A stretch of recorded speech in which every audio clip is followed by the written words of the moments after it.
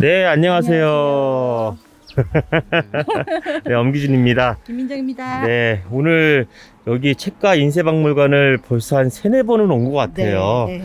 뭐 과거에 대학원생들이랑도 왔었고 학부생들이랑 왔었고 오늘은 또 날씨도 너무 좋아가지고 산들 바람도 불고 저 여기서 잠깐 졸 뻔했었는데 이제 이 안에 들어가서 여러 가지 책과 인쇄 관련된 내용들을 설명드릴까 합니다. 안에서는 김민정 교수님이 자세하게 설명을 해주실 텐데 제가 간단하게 좀 미리 이 어떤 보는 관점에 대해서 한 가지 설명드린다면, 하나는 일단 책과 인쇄에 대한 박물관이기 때문에 책을 만드는 그리고 인쇄의 원리에 대해서 한번 공부를 하고 오시는 게 어떨까라는 생각이 듭니다.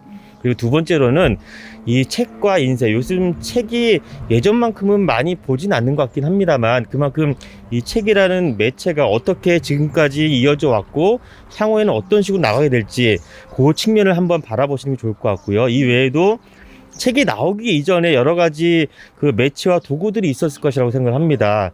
그 인간이 어떤 도구를 사용하는 인간이라고 하잖아요. 호모 파베르라고 하나요? 그래서 그 아주 원시 시대 때부터 어떤 도구를 이용해서 어떤 메시지를 어떻게 커뮤니케이션 했는지 그런 측면도 한번 생각하면서 보시면 어떨까 싶습니다. 네. 뭐 과거에는 네. 동굴에다가 뭐 동물의 네. 피라든지 네. 뭐 자연의 색채 이용해서 색칠도 하고 그림도 그리고 네. 뭐 그다음에 뭐 양폐지도 있고 네. 파피루스도 있고 네. 그러다가 종이란 게 나오고 나서 그쵸. 네. 또 목판 인쇄술, 네. 뭐 금속 인쇄술 등등이 나와서 이제 지금은 디지털의 시대지 맞아요. 않습니까? 그래서 네. 사실 여기 안에 있는 것들은 요즘 실제 생활에서는 사용되지 않는 것들이지만 어쨌든 타이포라는 혹은 글자라는 것을 좀 인지하기 위해서는 거쳐야 될 하나의 관문이라고 생각을 네. 합니다. 그리고 네. 좀 이런 기술들을 이용해서 소책자를 만드는 것도 가능하기 때문에 네. 이런 역사적인 흐름과 그리고 향후에는 매체가 어떻게 발달할지 네. 그런 관점으로 살펴보시면 좋을 것 같습니다. 재밌을 것 같아요. 자, 자세한 내용은 이제 안에 들어가서 김민정 교수님 설명해 주실 거죠? 네, 그렇게 하도록 하고 제가 마이크를 넘기도록 하겠습니다. 네. 저 우선은 보기 전에 이 말씀 드리고 싶어요. 이번 경춘라인 이 답사의 마지막 종착지가 저는 이곳인 게 너무 좋아요. 왜냐면 이곳으로 하여금 저희가 많이 깨닫고 그리고 발전해 왔고 전파 미디어 그리고 지금의 뉴 미디어를 저희가 즐기고 있는 거거든요. 그래서 조금은 난해할 수도 있지만 방금 엄 교수님 말씀하셨듯이 오시기 전에 아니면 오는 길에 유튜브로 구텐베르크 활자가 어떤 식으로 인쇄되는지 동영상도 보시고, 또는 얼마 전에 직지심경에 관한 국내 웹사이트가 개설이 되었어요. 정말 잘 만들었어요. 그래서 국내에서도 어떻게 인쇄의 역사를 가지고 있는지도 한번 살펴보시고 그리고 이것을 또 경험을 하시면 진짜 재밌을 것 같습니다. 자, 그럼 한번 다 함께 들어가 보시죠. 네, 들어가시죠. 자, 들어가시죠.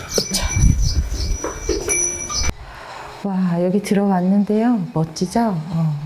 여기 이렇게 한눈에 봐도 참 뭐가 보여지는 게 많아요. 이곳에서는 활자가 어떻게 인쇄되어 되는지 그 과정과 또는 책을 재본하는 방법, 또 책을 이렇게 위에서 압축시키는 방법 등 많은 것들을 볼 수가 있어요. 근데 이거를 그냥 보면 잘 모르거든요. 그래서 여기 꼭 오시면 이런 동영상 같은 거 좀 시간 걸리더라도 한 번씩 꼭 이렇게 다 시청을 하시면 좋을 것 같아요. 저는 사실 이 공간이 되게 좋아요. 왜냐면 제가 미국에서 유학을 할 때 프레스 프린팅이라는 수업을 들었었거든요.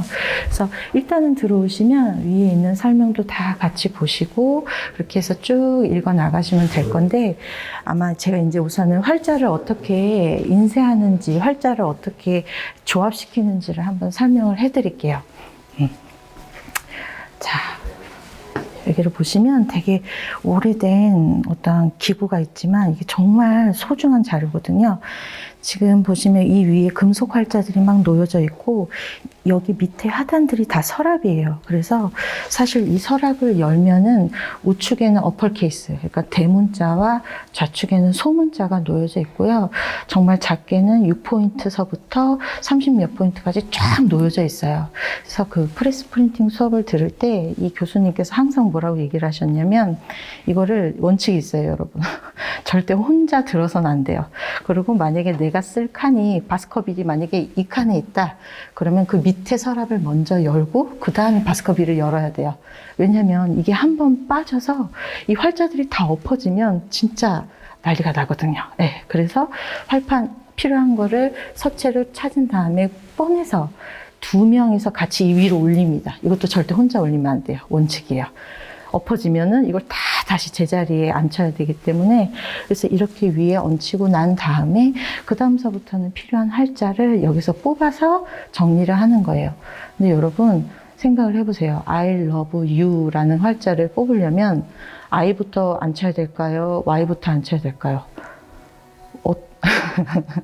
뒤집어야 돼요. 마침표, 그 다음에 U, O, Y 이런 식으로 다 뒤집어서 앉혀야 돼요.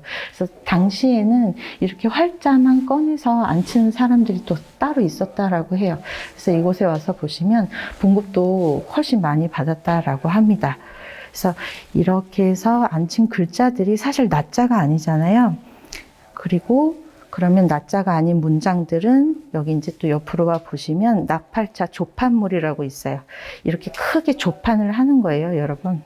근데 가만히 이런 활자들을 보시면 이 활자들 사이사이에도 또 수많은 납들이 들어가 있거든요. 이게 지금의 컴퓨터로 따지면 행간, 자간 이런 것들이 돼요. 그래서 그 당시에 교수님이 진짜 프레스 프린팅 교수님이 정말 베테랑이셨는데 꼼꼼하셨어요.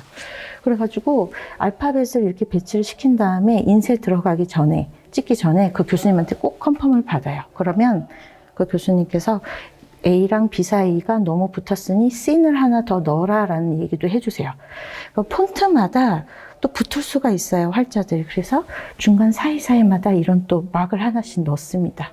이 막을 넣고 실로 감거나 이런 나무 틀로 반드시 해야 돼요. 왜냐면 이거를 인쇄기로 들고 가다가 엎어지면 또 다시 해야 돼요. 그럼 정말 노력과 고생이 많이 들어가는 작업이라고 생각을 하시면 돼요. 너무 힘들어서 지금은 근데 가장 기억에 많이 남는 수업이거든요. 계속 갈까요? 네. 그렇게 해서 근데 여기서 이곳에 오시면 꼭 납활자뿐만이 아니라 이제 다른 종류의 목판 활자라든지 아연 활자 그리고 뭐 다양한 종류의 것들을 보실 수가 있으세요. 그래서 그런 것들 보시고 이렇게 조판이 다 되고 난 것을 이제 우리는 하이델베르그 인쇄기라든지 여기 이러한 인쇄기를 가지고 와서 잉크를 묻혀서 인쇄를 하게 됩니다. 자, 그래서 이건 여담이지만 이 곳에 2층에 가시면 체험을 할 수 있는 곳이 있어요. 그래서 원하시는 분들은 이 체험을 하는 것도 추천을 드려요. 왜냐하면 이 종이에 활자가 이 묻어나는 이 느낌을 정말 해본 사람만이 타이포그라피를 더 크게 사랑할 수 있을 것 같아요. 글자의 아름다움, 그 다음에 종이라는 매체의 아름다움. 을 느끼고 싶은 분들은 꼭 이 체험을 한번 해보시는 걸 강력히 추천합니다. 유료예요. 자, 인쇄기 한번 보러 갈까요? 이곳에 오시면 여기 이제 조판된 활자들이 있고 다양한 인쇄기들이 있어요. 정확히 하이델베르그와 비슷한 종류의 인쇄기들이 이렇게 있고 지금 과거에 플라톤 인쇄기가 있다면 오프스 인쇄기 저희 외 CMYK로 필름 뽑아서 하는 것들도 다 여기 나와 있습니다. 그래서 되게 재밌어요. CMYK 필름지 어떻게 뽑혀져 있는지 또 볼 수가 있고 이렇게 또 보시고 나면은 우측에 정말 퀄리티 좋게 스캔 여러분 스캔 아시죠? 스캔할 수 있는 드럼 스캐너까지 이렇게 나와 있습니다. 그래서 시간 맞춰서 오시면 여기 또 박물관 관장님이 설명해 주시는 것도 들을 수가 있으세요. 그래서 그런 거 잘 맞춰서 오시면 좋을 것 같아요. 자, 2층에서는 도서들도 볼 수가 있어요. 사실 우리가 이 구텐베르크 활자 인쇄가 어떤 식으로 진행되는지 과정을 보고 있는 거잖아요. 우리가 구텐베르크 활자 인쇄로 인해서 정보가 대량으로 복제되기 시작을 했고, 따라서 이제 급진적으로 사람들이 이제 지식과 이런 것들을 얻어 나가요. 그로 인해서 계몽주의가 생겼고, 그래서 산업혁명이 일어났고, 그러니까 그런 과정들이 정보랑 지식이 체계화된 책들이 전시되어 있다라고 보시면 될 것 같아요. 그래서 여기서도 재미나게 과거에 우리 선조들이 어떤 식으로 자신들만의 정보와 지식을 정리했는지도 볼 수가 있고요. 저는 항상 그렇게 봐요. 그리고 이게 그냥 고서적이 아니라 사실 1층에서도 구텐베르크 그 성경책 4권이 있거든요. 벽에 걸려 있는데 그 안에서도 그리드와 여백, 그 다음에 텍스트와 시각화가 어떤 식으로 정리되어 있는지도 우리가 생각해 볼 수가 있어요. 제가 너무 조그만 목소리로 속닥거리면서 얘기를 하다 보니까 저 이 작품도 굉장히 좋아합니다. 여기 이 성악 10도. 이왕이 왕에게 올린 성서문으로 선조가 성군이 되길 바라는 뜻에서 학문의 전체적인 요체를 지금으로 보자면 다이어그램과 텍스트로 정리를 해놓은 거죠. 한눈에 보기 편하게. 이게 지금의 정보 시각화이지 않을까 싶어요. 네.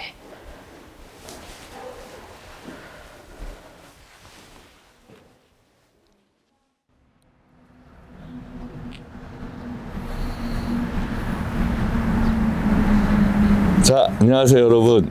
저희가 그 왕십리역에서 학교 있는 데서 이렇게 기차를 타고 이렇게 낭만적으로 올 수 있는 곳이 바로 이제 춘천이 아닐까 이렇게 생각을 합니다. 그래서 이 춘천까지 오는 데 있어서 이제 새로 왜 저희 그 전철이 뚫렸잖아요. 근데 원래 그 춘천선이 있었어요. 예전에 그 통일호 다니고 비둘기호 다니고 그랬던 그 낭만의 시절에 있었던 데가 있는데 지금은 새로 이제 그 왕십리에서 올 수 있는 것들은 새로 이제 놓인 길인 거고 그 예전에 있었던 데들이 이제 간혹 남겨놓고 나머지 이제 전부 없앴거든요. 근데 그 중에 와볼 만한데 되게 좋은 데가 그 이런 예쁜 역들이 있는 데가 그 경강역, 강촌 바로 전에 있고요. 그 다음에 이제 강촌역, 그리고 강촌 다음에 바로 여기 있는 데가 바로 김유정역이에요. 그래서 그렇게 세 개를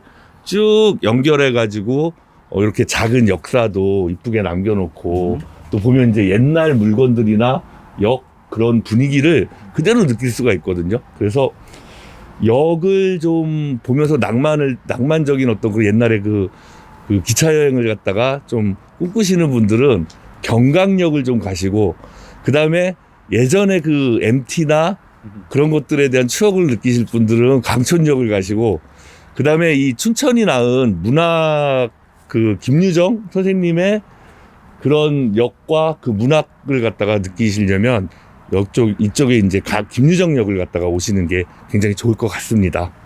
네. 그 정성무 교수님은 옛날 경춘선이 좋으세요? 지금 새로 만들어진 경춘선이 좋으세요? 저는 솔직히 예전 게 되게 낭만적이고 좋았어요. 저도 그렇습니다. 그래서 왜 이렇게 낭만이 사라졌을까라고 잘 생각해 보면은요, 여러분들도 이 관점을 하나 받아들여 주시면 좋을 것 같아요. 사실 우리 현대 도시나 현대文明은 빠름을 추구하잖아요. 근데 빠름이라는 것은 결국은 주변의 것을 순간에 빠르는 시간에 지나가기 때문에 거기에서 어떤 정서나 이미지 같은 걸 느끼기가 참 어렵습니다. 이 경춘선도 이렇게 북선으로 전철로 이렇게 빨라지게 만들고 나니까 주변에 과거에는 이렇게 꼬불꼬불 산 따라 맞아요. 강 따라 이 뭔가를 가깝게 보면서 이 정서를 느끼면서 왔던 것들이 어느 한순간에 그런 것들을 잊어버리고 빨리 도착하는 그런 과정들을 만들어 주니까 참 그런 것들이 없어서 저도 너무나도 안타깝습니다. 네네. 사실 우리 골목길도 그렇고 사실 왜 도시재생이나 이런 거 해보면 옛날에 만들어진 골목길들을 가보면 좁고 사람들은 많고 또 옆에 있는 건물들도 나지막하고 그리고 천천히 걸으면서 뭔가 볼 것들도 있고 이런 것들이 결국은 우리의 마음을 좀 따뜻하게 위로해주는 듯한 느낌을 받게 하는데 그런 점들을 잃게 하는 우리 도시의 어떤 이런 것들을 한번 판단해 볼 수 있는 어떤 그런 관점들이 아닐까 생각을 해보면서 여러분들에게 그런 관점으로 한번 다시 바라보기를 바라겠습니다. 네. 저는 요번에 촬영을 좀 맡아가지고 많이 여러분들과 얘기를 많이 못했어요. 어쨌든 교수님들 얘기 잘 들으시고 요 날씨 좋을 때 꼭 나와보셨으면 좋겠습니다. 코로나 때문에 여러분들 많이 못 만나 뵈가지고 교수님들끼리만 나와서 여러분들 화면으로 만나고 싶어서 이렇게 나와봤습니다. 김 교수님, 이제 밥 먹으러 가야죠. 네, 밥 먹으러 가야죠. 네. 자, 저는 코로나 시대이기 때문에 여러분들 이 준수해야 될 수칙들이 있지 않습니까? 네. 그런 것들 잘 지켜주시면서 네. 저희도 그런 점들을 굉장히 염두에 두고 했다는 점들을 여러분 기억해 주시고 자 건강하게 코로나 걸리지 마시고 건강한 모습으로 다시 뵙길 바라겠습니다. 네. 아, 여기 기차가 좀 지나가줬으면 좋겠는데. 촉이 네. 하나 있네요. 아, 네. 이게 철도를 보니까 아, 정말 여행하고 싶은 생각이 자꾸 드는 것 같아요. 더 드는 것 같아요. 네. 네, 엄 교수님도 어떠셨어요? 네, 너무 좋았습니다. 얼른 식사하러 가시죠. 네, 그 형식적인 대답 말고 좀 교육적인 대답을 해주세요. 네, 뭐 체험이 굉장히 중요한 거니까 많이 체험하시고 네. 그게 이제는 밑거름이 됐으면 좋겠습니다. 아, 역시 형식적인 답변 감사합니다. 네, 네, 네. 자, 그럼 우리 춘천에 왔으니까 닭갈비도 한번 먹으러 가야 되는데 닭갈비와 갑시다. 막국수. 막국수. 네, 은 교수님이 또 맛집을 또 추천해 주신다고 하니까 저희는 가서 맛있게 먹도록 하겠습니다. 아, 여러분, 저희가 이렇게 교수님들하고 다서 다닐 때 이 학교에서 이렇게 또 차도 대여를 해주거든요. 그래서 학교 공식 차량을 타고 돌아다니면서 저희 학교 홍보도 하고 열심히 여러분들께 여행도 같이 즐기고 있습니다. 여기 뒤에 보면 제가 굉장히 싫어하는 말이 써져 있어요. 말이 싫다는 게 아니라 이 디자인이 싫다는 거죠. See you at HICU 한양사이버대학교에서 만납시다. 자, 저기 김유정역도 보이죠? 저는 굉장히 서체도 의미가 있다고 보고 사실 누구나 생각할 수 있는 디자인이긴 한데 어쨌든 이렇게 실현을 해놨다는 거 그 자체가 의미가 있다고 생각을 합니다. 저쪽에 보면 구역도 있고 이제 신역이 만들어진 거죠. 그 다음 무슨 얘기를 해야 될지 모르겠는데 네. 교수님들 이제 출발하십니다. 저도 이제 차를 타고 가도록 하겠습니다. 이제 강의실에서 만나요. 그리고 D방에서 만나요.